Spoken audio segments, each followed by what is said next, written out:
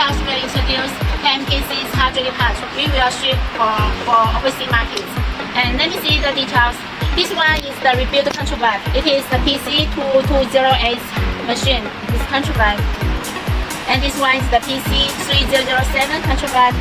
Also rebuilt one. And this one is the PC2007 control valve.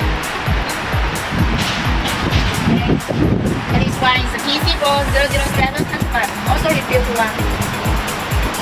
Hitachi. This one is used for the Hitachi excavator. The model number is Hitachi 3303. And this control valve is also rebuilt one. It is used for the Hitachi 2003 excavator. And the last two pieces is the hydraulic pump. It is also used for the commercial excavator. It is used for the PC4007 excavator, and this one is also rebuilt one. It is used for the PC3007. Okay, and all of these we will ship for overseas markets today. Kyotechs can describe you the hydraulic parts and the engine parts, all the other excavation parts. So if you need this, we will just send inquiry to us.